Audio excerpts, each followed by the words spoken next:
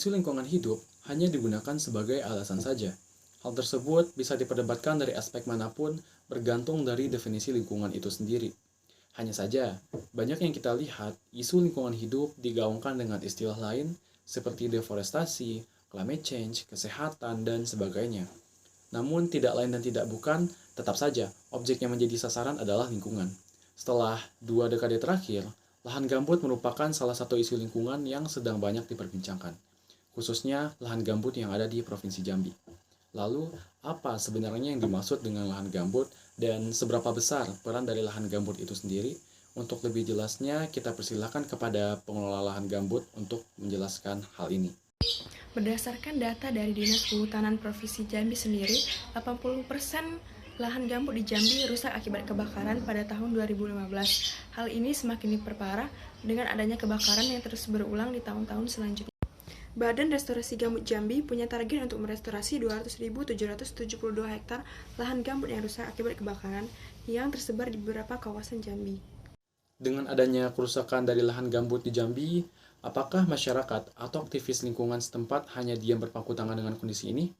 Untuk menjawab pertanyaan ini, kita telah kehadiran salah satu perwakilan dari aktivis lingkungan yang merupakan ketua dari organisasi jaringan masyarakat gambut Jambi. Besar politik lahan gambut seperti karbon tidak terlihat. Meskipun Presiden telah mengakui adanya kebutuhan mendesak untuk menunda pengembangan gambut lebih jauh dan memulihkan kubah gambut sebelum hancur. Banyak perlawanan dari beberapa badan yang menentang perbaikan, apalagi pemerintah. Saya akan berpihak kepada pemilik dana gambut kelapa sawit untuk plantasi sawit di kawasan gambut dalam yang semestinya direstorasi. Di Kecamatan Sungai Gelam Kabupaten Muara Jambi hanya akan memperparah kerusakan ekosistem gambut.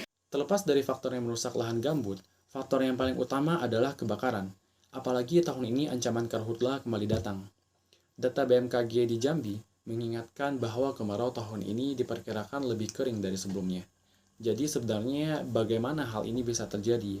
Apakah ada oknum yang sengaja membakar lahan gambut?